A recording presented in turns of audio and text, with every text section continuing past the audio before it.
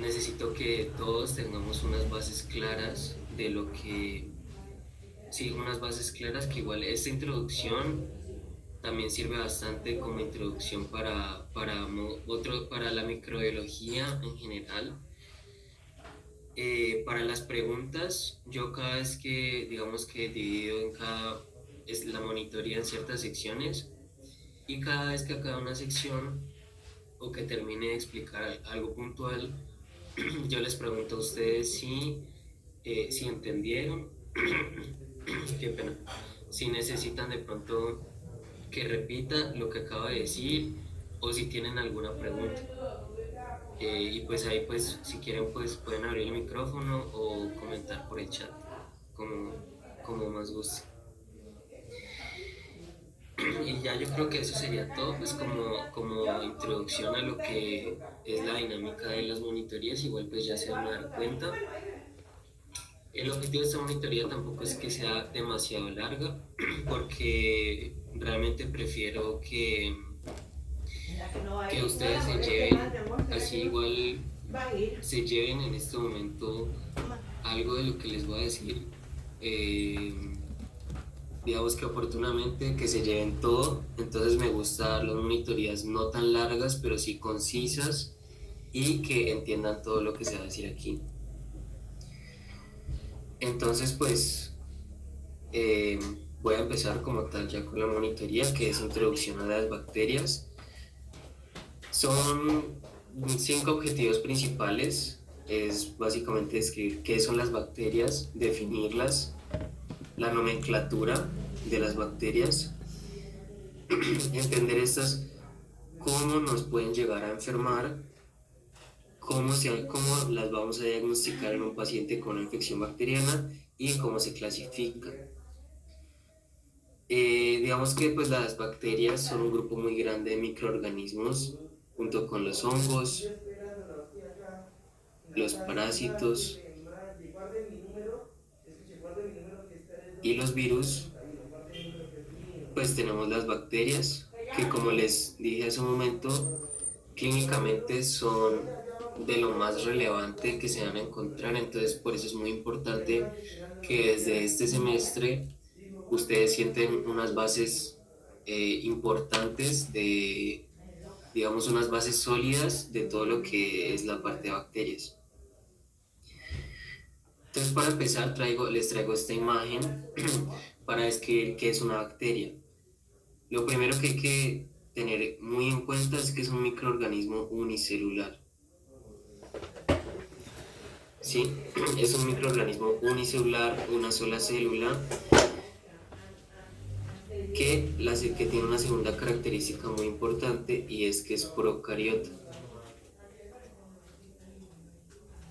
Si recuerdan de clases de biología, procariota significa que no tiene una membrana recubriendo sus organelos. Y aquí mismo se pueden dar cuenta. Tenemos del lado derecho una bacteria y del lado izquierdo una célula eucariota, como pues puede ser una célula humana, en el que vemos, por ejemplo, aquí el ADN, como el ADN está regado por todo el citoplasma. Realmente no tiene una membrana que recubra el ADN, como si ocurre en el núcleo de una célula eucariota. Además de eso, aparte de ser procariota, tiene muchos menos organelos que una célula eucariota. Si se dan cuenta, en la célula eucariota pues están otros organelos que también están envueltos por una membrana, como lo es el aparato de Golgi o el retículo endoplasmático. Si se dan cuenta, las bacterias realmente no tienen ninguno de estos organelos, y el organelo más importante de las bacterias son los ribosomas. Los ribosomas, si recuerdan, son básicamente estos organelos que ayudan a la síntesis de proteínas. Muy importante aquí a mencionar, y es que si bien tanto la célula eucariota como la bacteria tienen ribosomas, estos ribosomas no son exactamente igual. Si se dan cuenta, la eucariota tiene ribosomas 80S La célula eucariota tiene ribosomas 80S y la bacteria tiene ribosomas 70S. ¿Qué significa eso? Pues que básicamente tiene unas subunidades diferentes, que recuerden que el ribosoma es más o menos esto que les estoy dibujando, y por aquí pasa el material genético y ya se va codificando la proteína. Tiene una subunidad 40S y 30S, que juntas pues dan la subunidad 70S. Es importante, digamos, que tenerlo en cuenta, porque algo de este semestre, y es que los profesores de ustedes son bacteriólogos. Es decir, que ellos les gusta mucho saber este tipo de detalles, por ejemplo. Pero que yo les diga que ustedes como futuros médicos va a cambiar algo, que sepan que los ribosomas de las bacterias son 70S, pues muy probablemente no. Pero es un dato como para tener en cuenta. Y lo más importante de las bacterias eh, es que es fundamental. Si se dan cuenta, aquí la célula eucariota tiene una membrana, la membrana plasmática compuesta de fosfolípidos que ya conocen, pero si se dan cuenta, aparte de la bacteria tener una membrana, que es esto verde que les estoy aquí señalando, también tiene una pared celular. Y esta pared celular está compuesta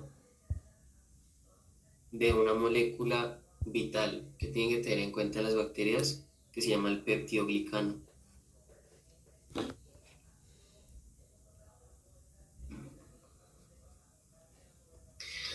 Entonces, el peptidoglicano, como su nombre lo dice, pues es una molécula compuesta tanto de péptidos como de azúcares, que básicamente es lo que se le denomina la pared celular bacteriana. Es de vital importancia, ya más adelante vamos a comprender por qué, pero que se les quede ese nombre grabado de peptidoglicano, que es la molécula que compone la pared celular de las bacterias. Ya con esto tenemos definido que es una bacteria. Es un microorganismo unicelular, procariota, que tiene muchos menos organelos que la célula eucariota. Es realmente un microorganismo muy simple, tiene solamente su ADN, su material genético, su ribosoma, su citoplasma, su membrana y su pared celular. Pero lo más importante, quiero que tengan muy en cuenta lo del peptidoglicano. Hasta ahí ya abordamos qué son las bacterias. ¿Alguien tiene alguna pregunta o necesitan que repita algo?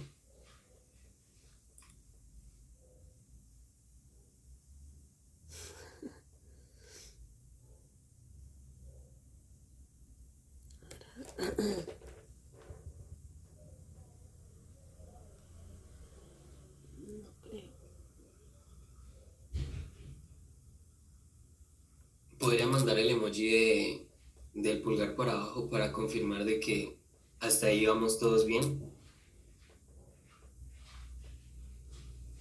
Bueno, listo. Entonces vamos todos bien, todo bien hasta ahorita.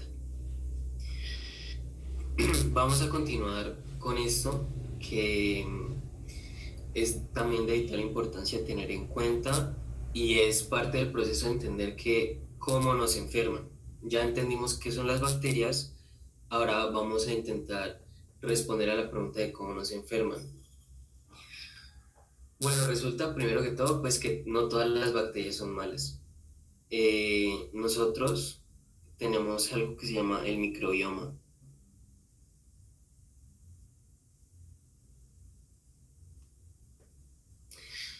Lo que significa el microbioma es básicamente un ecosistema de bacterias que vive sobre todo en dos lugares, en la piel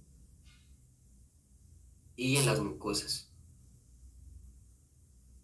Mucosas, por ejemplo, el tracto genitourinario, el tracto gastrointestinal, que recuerden que va desde la boca hasta el ano, Sí, sobre todo cosas del tracto genitourinario y tracto gastrointestinal. Entonces aquí, por ejemplo, pues vemos que en la piel tenemos bacterias, las mujeres en la vagina, por ejemplo, los lactobacillus, en la boca también existen bacterias, al igual que en el intestino. Esos son más o menos como los 4 lugares donde hay más bacterias en el cuerpo humano. Pero ¿por qué es importante tener en cuenta el microbioma? Resulta que el microbioma se encuentra en un equilibrio constante. Es decir, que la cantidad de bacterias que tiene ese microbioma, de bacterias buenas, pues digámoslo entre comillas buenas, es perfecta, es la cantidad suficiente que debe haber. Pero cuando existe un desequilibrio en este microbioma, ahí es cuando puede llegar a aparecer enfermedades, como por ejemplo, para darles un ejemplo que en este momento no tienen que memorizarse, pero sí, digamos que me entiendan, había mencionado estos de aquí que son los lactobacilos. Los lactobacilos son un tipo de bacteria que se encuentra en la flora vaginal de la mujer, que se encargan de mantener un pH bajo, ¿sí? Es decir, que ese ambiente de la flora bacteriana, perdón, de la flora vaginal de la mujer tiene un pH bajo. Y resulta que cuando, por ejemplo, existe una disminución de los lactobacilos, pues el pH que ellos se encargan de mantener el pH bajo, el pH puede subir. Y eso va a permitir que otras bacterias, como por ejemplo Gardnerella, que es la segunda que aparece aquí, empiece a proliferar. Y al proliferar, es decir, al reproducirse Gardnerella, va a producir lo que se llama la vaginosis bacteriana.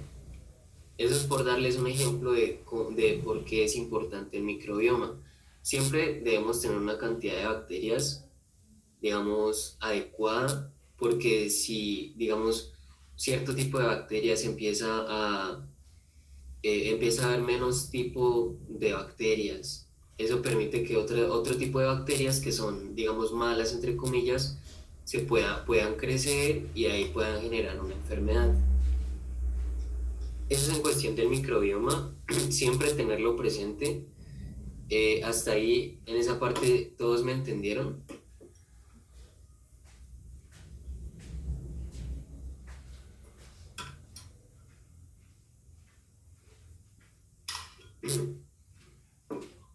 Bueno, entonces voy a continuar. Cómo nos enferman. Coloco esta imagen de aquí debido a que aquí es algo fundamental que entiendan, no solamente para las bacterias, sino para la microbiología en general. Y es que las bacterias, al igual que los parásitos, los virus, los hongos, tienen algo que se denomina factores de virulencia.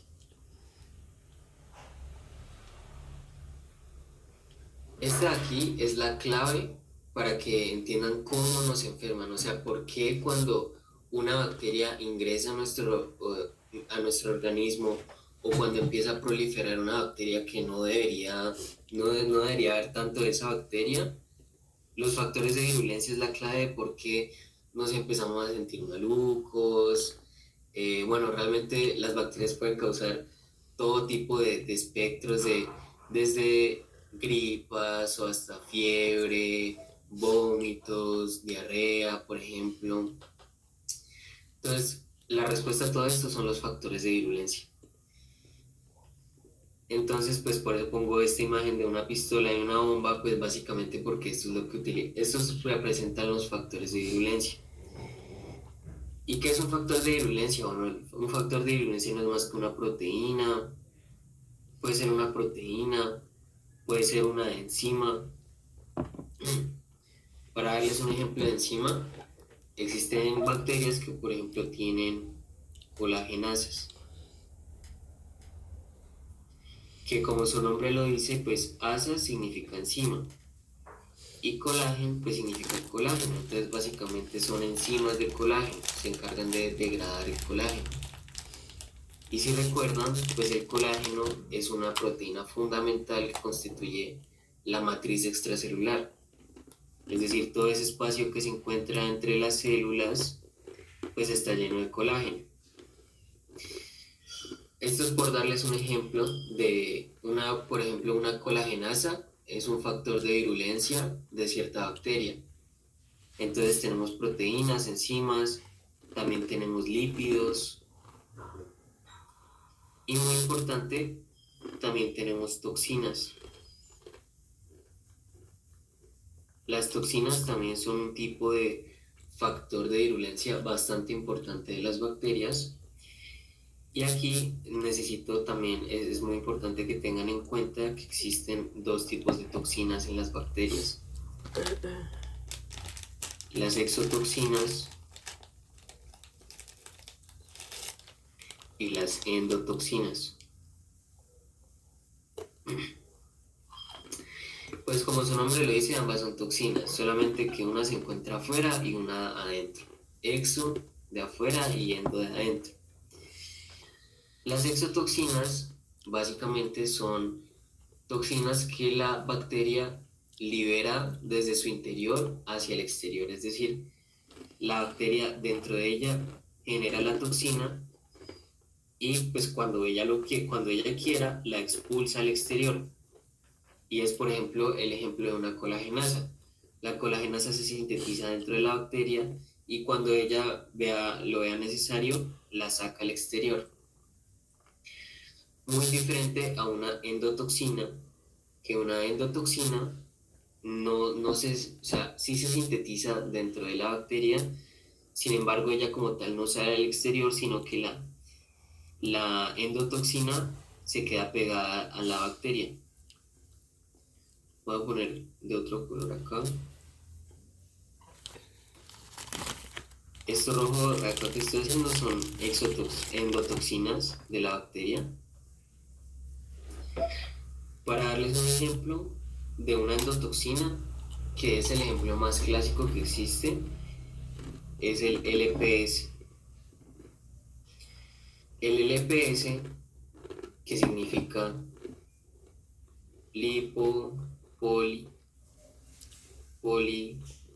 lipopolisacárido, es el ejemplo perfecto de una endotoxina. ¿Y qué ocurre con esta endotoxina? Bueno, las toxinas son capaces de activar el sistema inmune por diferentes mecanismos, que realmente esto ya se sale un poco del espectro de esta tutoría, pero digamos pues existen células inmunes, que digamos esto es un macrófago, que tienen receptores que digamos que reconocen, por ejemplo, la endotoxina bacteriana.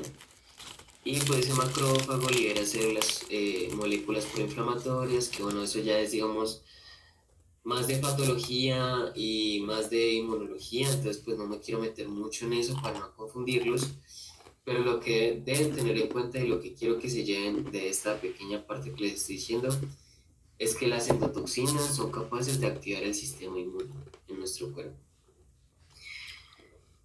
Entonces, ya expliqué las exotoxinas y les di un ejemplo de una endotoxina, que existen muchas más, pero la endotoxina es básicamente la que se queda pegada a la bacteria y la exotoxina es la que saca la bacteria. Hasta ahí, ¿tienen alguna pregunta? ¿O necesitan de pronto que repita alguna parte?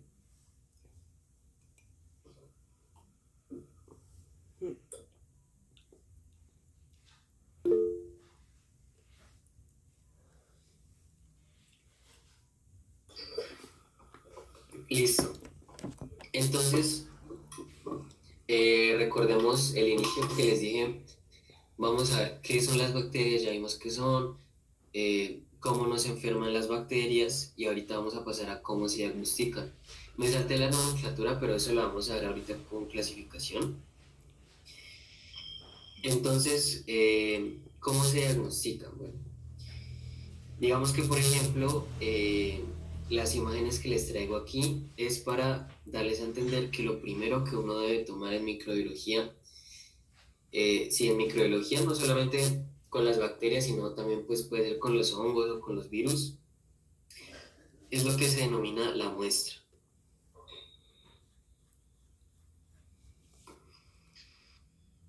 Em, lo que es la muestra.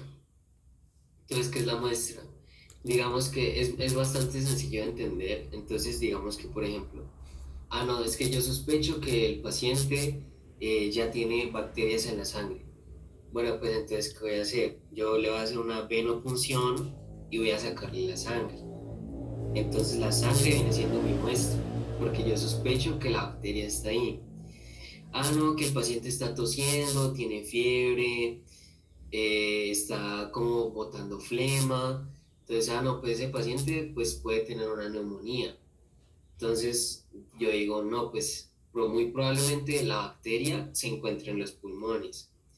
Entonces, ¿yo qué voy a hacer? Voy a tomar una muestra de ese tejido, entonces recolecto una muestra de esputo, que si se dan cuenta aquí, pues este niño está tosiendo y la persona tiene un recipiente donde se recolecta la muestra. No, que ese paciente, digamos, le arde al orinar, como que orina y siente que no termina bien de orinar y le vuelven a dar ganas, y le vuelven a dar ganas y le duele, le arde al orinar. No, pues muy probablemente ese paciente tiene una infección del tracto urinario. Tiene bacterias que se pueden encontrar en los riñones o en la vejiga, por ejemplo. Entonces, ¿qué es lo que hago? Pues recolectar una muestra de orina. No, que ese paciente tiene fiebre, le duele la cabeza, tiene la nuca está muy rígida. No, pues ese paciente pues puede tener una meningitis, puede tener bacterias en su sistema nervioso central. Entonces, ¿yo qué hago? No, pues hagámosle una punción lumbar. Entonces, pues aquí se muestra más o menos cómo es la punción lumbar. Meten la agujita entre las vértebras lumbares y pues extraen el líquido cefalorraquídeo. Entonces ahí pues el líquido cefalorraquídeo viene siendo mi muestra. No, que ese paciente le duele la garganta, parece que está con gripa. No, pues hagámosle un hisopado nasofaringeo. Entonces mete un hisopo, pues yo creo que a todos nos lo han hecho pues por el COVID. Y vamos a recolectar la muestra del tejido de la nasofaringe. Entonces, si se dan cuenta, es como un sentido lógico que uno sigue de, bueno, yo dónde sospecho que esa persona tiene la bacteria o el microorganismo. No, pues entonces recolectemos de, una muestra de ese tejido para comprobar. Y entonces, pues estos son varios ejemplos, existen más. Pues, por ejemplo, en la piel uno puede escarificar la piel, que es con un bisturí coger un pedacito de piel. Eso es lo primero siempre en microbiología, recolectar una muestra adecuada que, que nos permita dilucidar qué bacteria puede ser o qué microorganismo puede ser. Entonces, lo primero es la muestra. ¿Cuál es el paso a seguir? Recuerden que estamos hablando de cómo se diagnostica, es decir, yo sospecho que ese paciente tiene una neumonía, una meningitis, una infección del tracto urinario, eh, bueno, lo que sea. Y yo para comprobar eso, primero para comprobar si lo que tiene es eso, pues porque puede ser que, digamos, que el paciente no le duele la cabeza por una meningitis, sino que el paciente tenga una hemorragia intracraneal. Por darles un ejemplo, existen muchos diagnósticos diferenciales de las infecciones. Entonces, lo primero para lo que yo recolecto la muestra es para ver si ahí hay microorganismos o no. Y segundo, para poder identificar cuál es el microorganismo que está ahí. Entonces, lo primero es la muestra, pero entonces, ¿qué vamos a hacer con esa muestra? Antes de pasar a esta imagen, digamos, también tienen que tener en cuenta que cuando tenemos una muestra de sangre, nosotros podemos medir dos cosas, que son los anticuerpos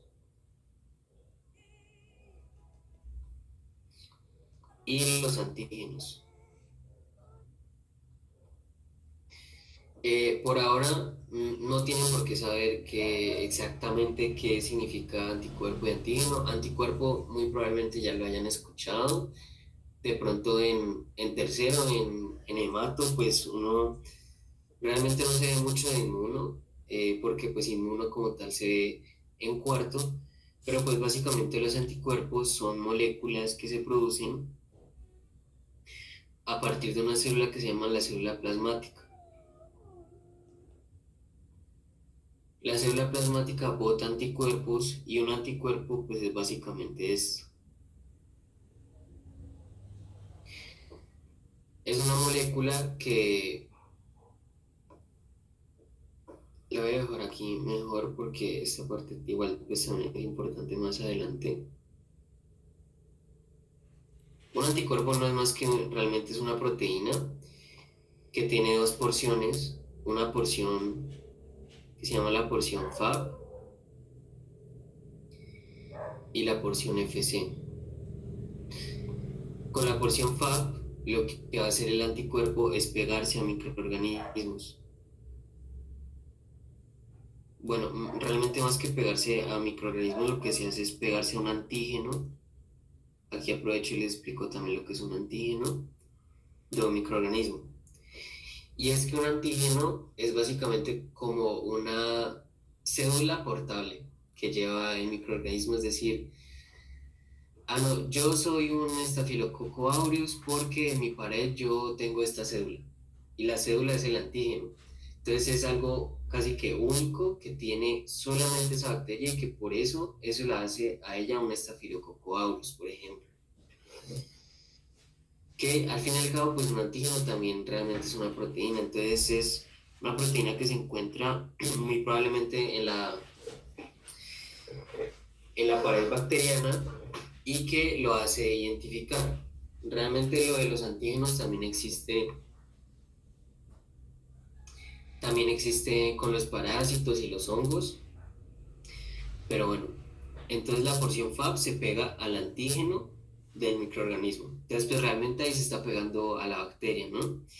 Y la porción FC se pega a la célula inmune, por ejemplo, un macrófago. Entonces, pues al estar estos unidos, hacen que sea mucho más fácil que el macrófago pues pueda comerse esa bacteria.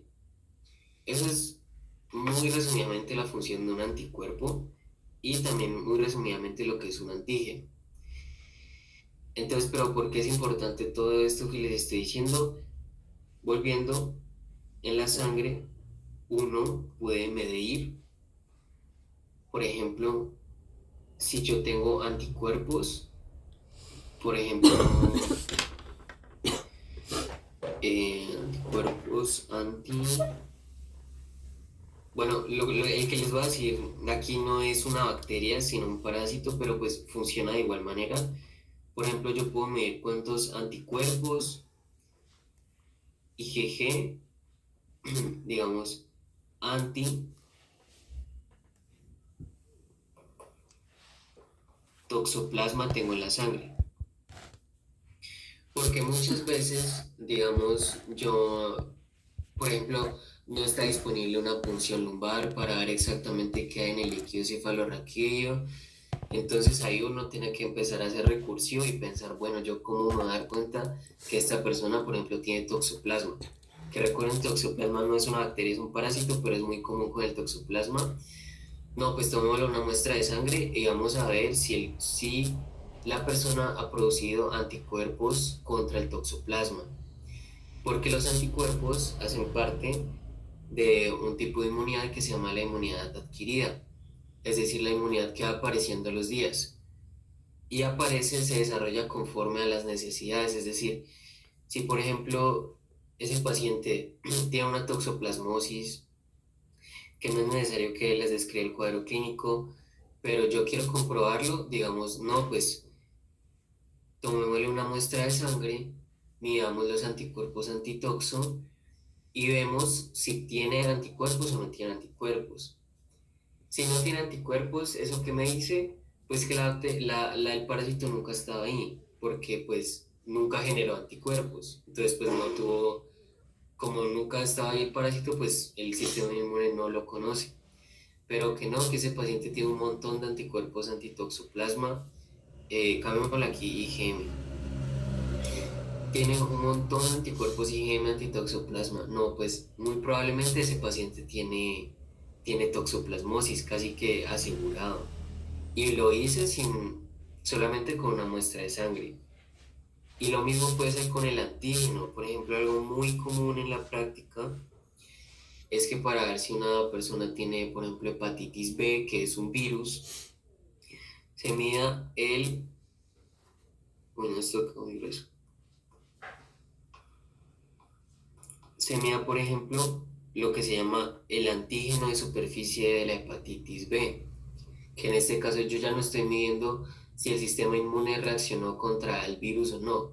Yo directamente estoy viendo, pues indirectamente, a través del antígeno, pero si está el antígeno, pues yo sé que el virus está ahí, si está, por ejemplo, infectado con hepatitis B, que pues básicamente imagínense que este antígeno, este es el virus de la hepatitis B y el antígeno es esto, que se llama el antígeno de superficie. En esta partecita de lo de los anticuerpos y antígenos, creo que no les pregunté la anterior. O sea, hasta ahora, ¿alguien tiene alguna pregunta o necesitan que repita algo? ¿O vamos entendiendo todo?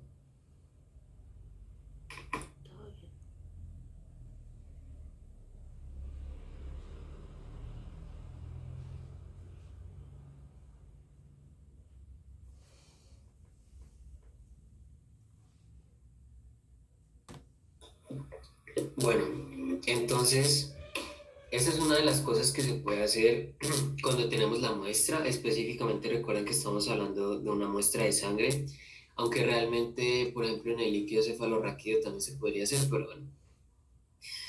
Pero lo más importante de la muestra y la esencia de la microbiología está aquí, que es el microscopio. Entonces, pues muchas veces lo que se hace básicamente es, eh, digamos, yo tengo un absceso en la piel. Yo cojo una muestra de ese absceso y ¿qué hago con la muestra? La veo al microscopio. Y al verla al microscopio, uno puede llegar a ver directamente, este sí es un método directo, no es como la sangre que por ejemplo realmente es algo indirecto, porque yo no estoy viendo ahí directamente la bacteria, yo solamente sé si el sistema inmune reaccionó es porque la bacteria está ahí, o si yo encuentro el antígeno es porque la bacteria está ahí. O sea, yo estoy asumiendo que es una suposición correcta realmente, pero estoy asumiendo que el microorganismo está ahí. A diferencia del microscopio que yo directamente lo estoy viendo y me consta 100%, no es ningún chisme ni nada, yo estoy seguro de que esa bacteria está ahí. Entonces, es una práctica demasiado común, es más común que medir los anticuerpos y los antígenos, y esto es exactamente de lo que se encargan los bacteriólogos y los microbiólogos de ver al microscopio. Entonces aquí les estoy mostrando un proceso que ya ahorita en clasificación lo vemos mejor, pero es un proceso eh, muy importante porque se denomina tinción. Y resulta que, por ejemplo, digamos, no me basta con yo coger una muestra y simplemente verla al microscopio. Lo que yo necesito hacer es digamos, como pintar las bacterias, porque si no las pinto, pues de pronto no estoy, podría estar no viendo algo que es importante de observar. Entonces, básicamente, eso es de lo que se encarga una tinción en microbiología, básicamente de pintar, para lograr ver mejor al microscopio lo que yo quiero ver. Entonces, pues existen muchos tipos de tinciones. Existe la tinción de tipo Giemsa, que esta es bastante común en hongos, por ejemplo, que permite ver a los organismos intracelulares.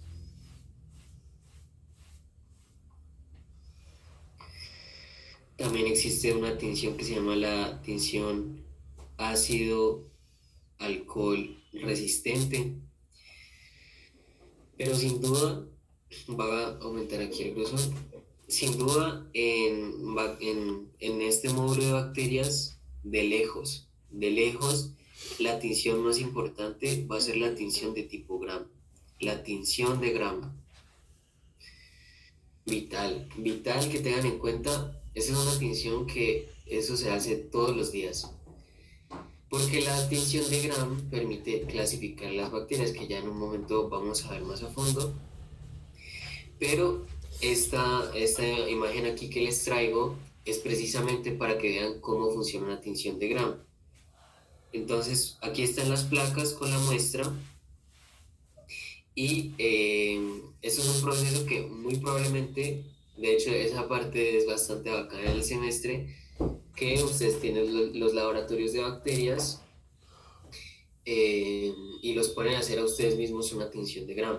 Se dan cuenta de que eso es básicamente coger la plaquita, echarle un colorante, lavarla, después echarle otro colorante, en este caso es cristal violeta, después se le echa Lubboil, después alcohol, acetona, que es un decolorante, y después se le añade safranina. Todo esto tiene un porqué, que ya vamos a pasar a eso, pero esto es lo que quiero que tengan en cuenta con la parte de diagnóstico de,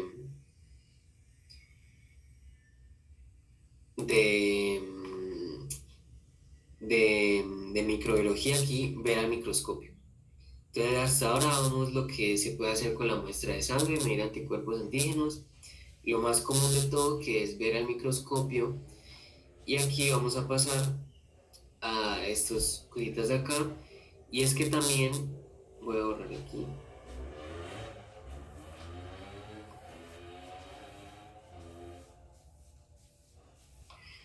también existe algo que se denominan los cultivos.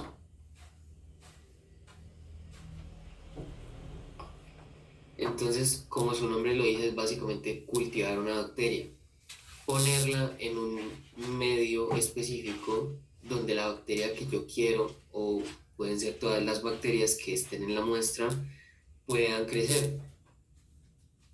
Es decir, es que como tal las bacterias, digamos, no se reproducen, sino que esto molesta un poco a Henry, que es que las bacterias crecen. Pero pues digamos que se están reproduciendo las bacterias y cada vez hay más bacterias. Ese es el objetivo de un cultivo. Entonces, yo cojo una muestra y la pongo en un medio de cultivo y vuelvo a los 3 días. No, pues entonces ya ese cultivo está lleno de colonias de las bacterias. Entonces, esto es literalmente la representación de cómo se ve un cultivo. Digamos, este de aquí, la partecita roja, o en este caso la partecita que es como amarilla un poco más clara, es lo que se denomina un agar. El agar, imagínense que es como el medio de cultivo. Entonces existen muchos tipos de agares, por ejemplo, el agar sangre, por ejemplo, el agar McConkey,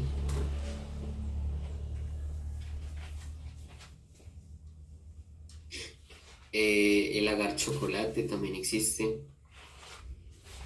Muy común el agar sangre, que imagínense esto rojo que aquí literalmente es sangre, pero pues es sangre de cordero. Entonces pues básicamente nos está diciendo que la sangre tiene los nutrientes suficientes para que las bacterias puedan crecer. Y cada cosita que ven aquí se denominan colonias.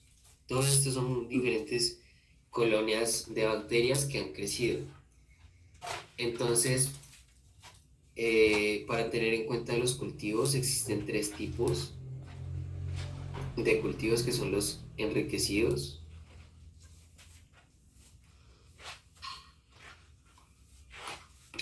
Los cultivos enriquecidos básicamente son los que permiten a cualquier bacteria que esté en la muestra, esa bacteria va a crecer sí o sí. Entonces, por ejemplo, recuerden que también hay que tener en cuenta que las muestras se pueden contaminar, porque como les dije al inicio, bacterias realmente hay en todo lado, o sea, en la piel, en las mucosas hay bacterias que son normales que estén ahí. Pero si por ejemplo yo tengo un absceso en la piel y yo cojo una muestra y esa muestra se contamina con otra bacteria de la piel y me pongo eso en un cultivo, pues la bacteria que es normal que esté en la piel también va a crecer, porque en los enriquecidos pues, crecen todo tipo de bacterias. Entonces, pues yo qué estoy haciendo ahí, pues básicamente botando mi tiempo, porque pues crecieron un montón de bacterias ahí. Yo cómo voy a saber cuál es específicamente la que le está causando ese absceso a la persona. Entonces, para tener en cuenta ahí de los medios de cultivo enriquecidos, también existen los medios de cultivo selectivos, que como su nombre lo dice, son como más, em, son selectivos literalmente, es decir, esos medios de cultivo, esos agares, tienen propiedades específicas solamente para que crezca cierto tipo de bacteria y no las otras. Por ejemplo, digamos que, por poner un ejemplo, que el agar McConkey, no es que ese agar es súper bueno ahí para poner a crecer a E. coli, que es un tipo de bacteria. Entonces, no, que hagámosle un cultivo a esa muestra de orina. No, pues súper bien, porque E. coli es la bacteria que más se relaciona con infecciones del tracto urinario. Entonces, si ahí crece E. coli, pues ya, o sea, yo sé que definitivamente ese paciente tiene una infección del tracto urinario por E. coli y tome su antibiótico contra E. coli. Esa es, digamos, la utilidad de los medios selectivos, pero digamos que en ese tipo de medios no es tan importante que se contaminen o no las muestras, porque si la muestra que yo tomé, si esa muestra de orina pues está contaminada, pues realmente me da igual porque pues las bacterias que contaminaron la muestra no van a crecer ahí, solamente va a crecer E. coli porque es selectivo para E. coli. Y el último tipo de medio de cultivo son los indicadores.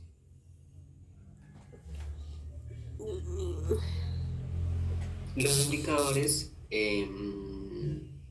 para que tengan en cuenta, como su nombre lo dice, te indican mediante características macroscópicas que tú puedes ver con tus propios, con tus propios ojos sin necesidad de un microscopio de qué bacteria es la que está ahí. Entonces, digamos que lo que hacen esos agares es que ellos tienen ciertas propiedades bioquímicas que hacen que, por ejemplo, digamos que este agar es un agar indicador para E. coli otra vez. Entonces, que no, que las bacterias de E. coli, las colonias de E. coli no se ven igual que las colonias de otras bacterias que están creciendo aquí, sino que las colonias de E. coli se miran verdes. Ese es un agar indicador que, por ejemplo, las colonias de cierto tipo de bacterias no se ven igual que las otras, ya sea porque tienen una forma muy diferente, que porque digamos que esas colonias crecen en X, o que se ven verdes, o que son violetas, o algo así, algo que te indica que esa bacteria está ahí. Esos son los tres tipos de medios de cultivo y realmente eso es como lo que tienen que saber de cómo se diagnostica una bacteria en este caso. Es un poco, digamos que pesadita esta parte, pero es básicamente, esto es todo lo que se hace en microbiología. O lo pones en un medio de cultivo, o miras la muestra en un microscopio con una tinción, o mides antígenos o anticuerpos. Esos son los medios que tenemos nosotros como futuros médicos, de que, por ejemplo, yo puedo, digamos, yo digo, yo sospecho que ese paciente tiene una infección abdominal o que ese paciente tiene una infección donde sea. Yo digo, no, háganle un cultivo, a ver qué crece. O no, tómenle anticuerpos anti yo no sé qué, a ver si sí o si no. O por ejemplo, no, pues tomemos una muestra y mandémosla ahí al laboratorio y que el laboratorio nos diga qué bacteria salió ahí, por ejemplo. Entonces, es la forma que tenemos de hacer de aproximar el diagnóstico y saber exactamente qué bacteria, en este caso, qué microorganismo está causando la infección que sospechamos. Hasta ahí, ¿alguien necesita que repita algo? ¿Tienen alguna pregunta? ¿O hasta ahora todo ha sido claro? Todo bien. Todo good.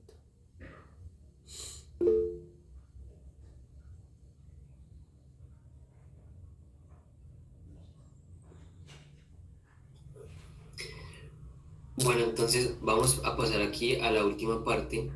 Ya vimos qué son, cómo nos enferman y cómo se diagnostican. Vamos a ver aquí entonces cómo clasificamos las bacterias. Resulta entonces que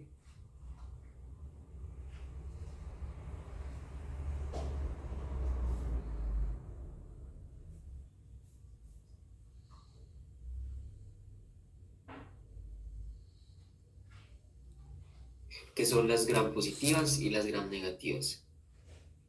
Fíjense aquí que vamos a volver a la primera parte de la monitoría. Del lado izquierdo tenemos una bacteria, tenemos, digamos, un cortecito de la pared y membrana de la bacteria. Y lo más importante aquí que quiero que se den cuenta es que las bacterias gram positivas tienen una cantidad muy grande de peptidoglicano.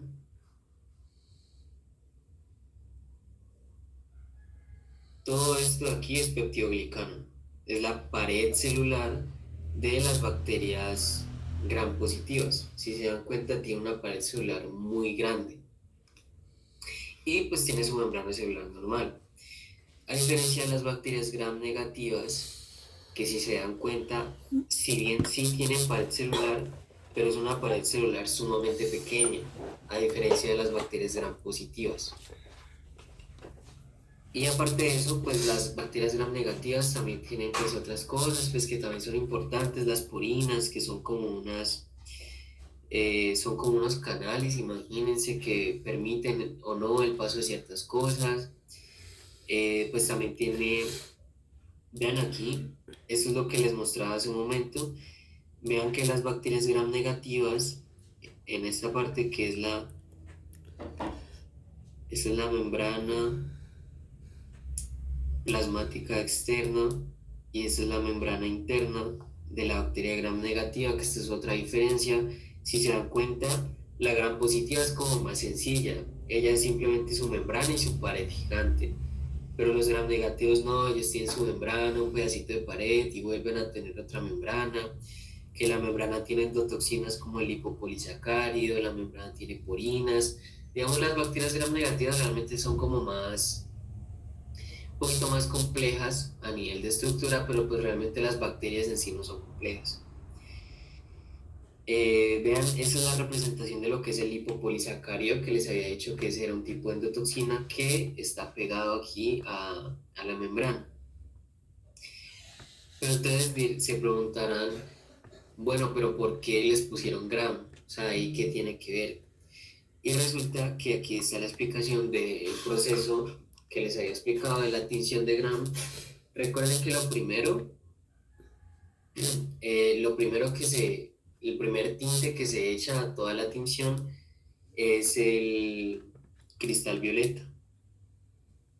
Entonces, digamos que esa muestra tiene bacterias gram positivas. Entonces yo eché el cristal violeta entró y se quedó adentro de la célula. Perdón, adentro de la bacteria. Entonces la pintó de morado, porque pues de violeta. Pero esa muestra también tiene algunas bacterias que son gram negativas. Entonces igual yo echo el tinte entra, pero si se dan cuenta ese peptidoglicano es súper delgadito, tiene porinas. Entonces pues básicamente lo que pasa es que el tinte no se queda bien dentro de la bacteria. Como no se queda bien dentro de la bacteria, si recuerdan, entonces ya echamos el cristal violeta.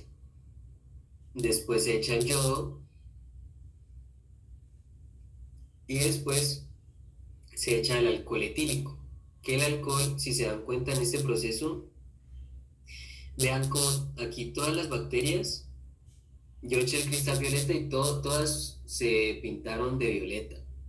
Yo eché el yodo, no cambió nada, pero yo echo el alcohol etílico y lo que ocurre cuando echo el alcohol etílico, pues es básicamente lo que les dije, que el tinte iba a salir de las bacterias gram negativas, no se iba a quedar adentro. Y de las gram positivas sí se quedaba adentro. Entonces vean como aquí, cuando echo el alcohol, por ejemplo, esta bacteria aquí que antes era moradita, realmente se le salió su tinte. Y después echo el último, que es la safranina, que la safranina hace que la safranina sí se queda adentro de, entonces digamos, por ejemplo, sí puede llegar aquí la safranina, pero no, pues no alcanza a cambiar el color de las violetas de las gram positivas. Pero como el tinte violeta salió de las gram negativas, estos adentro no tienen realmente ningún tinte. Entonces entra la safranina y la safranina la voy a dejar ahí. No, después no le voy a echar alcohol o algo así, porque si le volviera a echar alcohol, por ejemplo, esta safranina igual pues saldría hacia el exterior, es decir, se borraría y no quedarían pintadas las bacterias gram negativas. Pero entonces es, digamos, un método que se utiliza para diferenciar qué bacterias tienen un peptidoglicano grande y cuáles no. Porque las bacterias que tienen un peptidoglicano grande, pues el cristal violeta ya eso nunca va a salir. Por más alcohol que le eche, el cristal violeta siempre se va a quedar de ese color. Pero pues entonces, pues como el cristal violeta también entró en las gram negativas, pues yo necesito como limpiar eso y volver a echarle otro tinte a ver si, eh, a ver cuáles se pintan. Entonces eso se va a traducir en el microscopio en esto. Aquí vemos literal, es la muestra que les estuve describiendo. Vemos como hay bacterias rosaditas y bacterias moradas. Las moradas son bacterias que tienen un gran peptidoglicano, que se tiñeron con el cristal violeta y ya nada quitó el cristal violeta, y eso es lo que se denomina los gram positivos. Porque digamos que son positivos a la tinción de gram. Y también vemos, pues por ejemplo, estica, pues realmente ahí es bastante fácil de ver. Se dan cuenta de que también hay bacterias que son rosadas. Y esas son las gram negativas.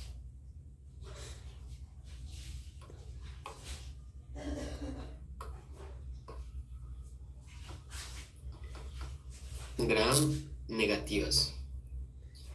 Entonces, bacterias gram positivas existen muchísimas. Bacterias gram negativas también existen muchísimas. Pero también existen ciertos tipos de bacterias que se denominan las bacterias no gram. Y pues básicamente las bacterias no gram son las que no les funciona la tinción de gram. Realmente no funcionan porque o no tienen peptidoglicano o bueno, tienen muy poquito peptidoglicano, pero tienen una forma muy rara. Son como bacterias como especiales. Entonces existen realmente esos tres grandes grupos, pero pues por ahora lo que me interesa es que más o menos entiendan cómo funciona una tinción de Gram y por qué es tan importante. Pero que también existen ciertas bacterias que simplemente no les funciona el Gram. Entonces están los no Gram, las bacterias gram positivas y las bacterias gram negativas. ¿Ahí entendieron esta partecita o tienen alguna pregunta?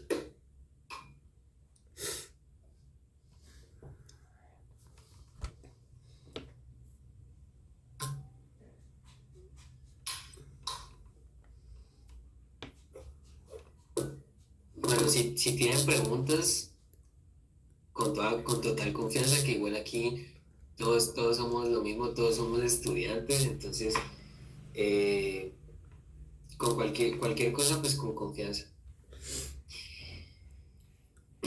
Entonces, la primera forma de clasificarlas es según el gramo, que si son gram positivas, gram negativas o no les sirve la atención de gramo. La segunda manera es según la morfología. Que morfología pues hace referencia a la forma.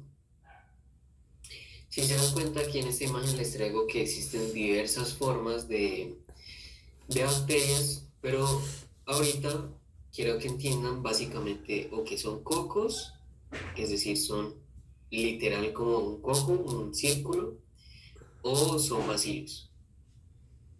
Que un bacilo pues es lo que están viendo ahí, es como un coco alargado. Y bueno, digamos que ahí podemos meter también a los cocobacilos, que los cocobacilos pues como su nombre lo dice, ni son cocos ni son bacilos, es como un coco un poquito más alargado. Eh, y si se dan cuenta, las formas que tenemos aquí, por ejemplo, este que es aquí diplococo, pues básicamente son cocos que al microscopio van en parejita. O por ejemplo, los estreptococos, que estrepto hace referencia a cadena. Entonces son cocos que se agrupan en cadenita. O los estafilococos, que básicamente son cocos que se agrupan en racimo. Entonces volvamos aquí a esta imagen. En este caso, probablemente aquí estamos hablando de estafilococos. ¿Por qué? Porque vean cómo se están agrupando. Si bien hay una gran cantidad de bacterias, vean que se agrupan como en una forma más o menos como de racimo de uvas se denomina. Pero eso no quita de que pues siguen siendo círculos, siguen siendo cocos, sino que se les añade antes la palabra stafilo para describir la forma en que se agrupan. Si por ejemplo si yo al microscopio viera cocos que están así como en cadena, yo diría, no, pues son estreptococos. El siguiente tema que tenía pensado era justamente esto de los cocos gram positivos, entonces pues por ahora no tienen que aprenderse como de más muy meticulosamente que si es estafilo, que si es estrepto, porque pues es una introducción. Entonces solamente lo que quiero que tengan en cuenta es que o son cocos o son bacilos, la gran mayoría, no todos, por ejemplo también existen lo que son las espiroquetas, que ya en un momento les explico. Y que esos cocos y esos bacilos, ellos casi nunca vienen solitos, sino que vienen o en parejitas, o en cadena, o en racimos de uvas, o por ejemplo, igual aquí también está también un diplobacilo, un estreptobacilo, que pues, son básicamente bacilos que se van agrupando en cadenita. Y aquí les traigo esta imagen de, por ejemplo, de imágenes reales de lo que es, por ejemplo, un estreptobacilo. Vean cómo se agrupa, estos son bacilos, pero que van en cadenita. Perdón. O por ejemplo, también existen los bacilos que son bacilos ramificados, que son también un tipo de bacteria, que sí, pues son bacilos que están como entrelazados entre sí y son bacilos ramificados. Pero por ejemplo, también existen bacterias que tienen formas diferentes. Como por ejemplo esta forma, que en lo personal pues es como mi favorita, que son las espiroquetas. Si se dan cuenta, esto no alcanza, ustedes dicen y pues uno no le ve forma, uno dice, no, pues eso definitivamente un coco no es. Y un bacilo, pues tampoco. Entonces, esto es una espiroqueta. Para darles un ejemplo, es una espiroqueta vista al microscopio directamente, que esta, por ejemplo, pues no es importante que se lo aprendan, pero por ejemplo, esta es una bacteria que se llama Treponema pallidum, que es la causante de una enfermedad bastante conocida, que es la sífilis. Entonces, esta bacteria hace parte, por ejemplo, de las bacterias no gram, porque a esta no le sirve ninguna tinción de gram, entonces pues yo la veo al microscopio con una tinción diferente, o realmente no con una tinción diferente, sino que este es un microscopio en el que su fondo es oscuro. Al tener un fondo oscuro, digamos que se puede resaltar más el treponema y pues lo puedo ver. Entonces, lo que quiero que tengan en cuenta aquí es que hay diferentes formas, las más comunes los cocos y bacilos, sin embargo, pues también existen otras, que esas otras formas también, por ejemplo, muy probablemente sean no gram, porque en esta parte de bacterias existen las bacterias que son como las más conocidas, las más populares, las más básicas, que realmente son la gran mayoría de bacterias, que son o son gram positivas o son gram negativas y son o cocos o bacilos. Entonces, esa es la forma de clasificar las bacterias. Entonces, yo digo, por ejemplo, no, que el Staphylococcus aureus, esa bacteria, ¿qué es? Bueno, pues el Staphylococcus aureus no es más que un coco gram positivo. O, por ejemplo, digamos el Helicobacter pylori. No, pues el Helicobacter pylori no es más que un bacilo curvo, gram negativo. Ah, que no es ninguna de las anteriores formas y tampoco es una bacteria no gram. Entonces, digamos, Mycobacterium tuberculosis. Ah, no, pues esta es una micobacteria, que esta no se la expliqué, pero pues digamos, es parecida a la espiroqueta que no entra en ninguna de las categorías. O por ejemplo, el treponema pálido. Les preguntan qué es el treponema. No, pues el treponema es una espiroqueta. Solamente digo su forma porque pues no se puede eh, teñir al grano, entonces pues se queda como una espiroqueta. Al igual que la Mycobacterium tuberculosis, pues que es causante de la tuberculosis.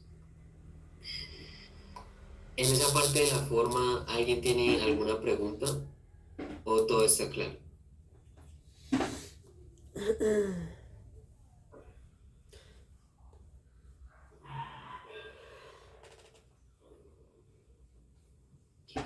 Bueno, entonces ya por último, existe otra manera de clasificarlas que si bien no es realmente tan importante em,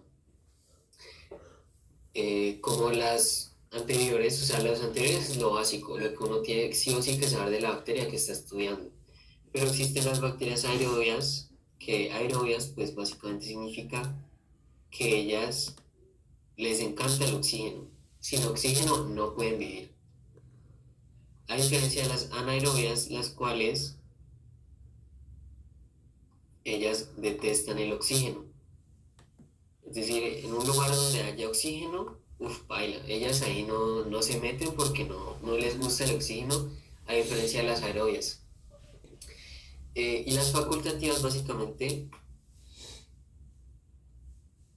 son como una especie de punto medio entre las dos, la que pues como que les da igual, bueno, hay un poquito de oxígeno, pues breve, súper bien. Y bueno, falta un poquito de oxígeno, pues no, pues me da igual, la verdad. Y esas son las bacterias facultativas que realmente son la mayoría. La mayoría son bacterias facultativas. Em, y pues si continuamos con las monitorías, yo les iré diciendo cuáles bacterias son importantes que ustedes sepan que son aerobias o cuáles bacterias son importantes que ustedes sepan que son anaerobias. Pues eso es lo único realmente. es bastante sencillo esta partecita de si son aerobias les encanta el oxígeno, sin oxígeno no pueden vivir. Si son anaerobias, al revés, odian el oxígeno y con oxígeno ellas ahí no se meten. Y las facultativas son realmente las que realmente como pues como que les da igual que haya oxígeno, ¿no?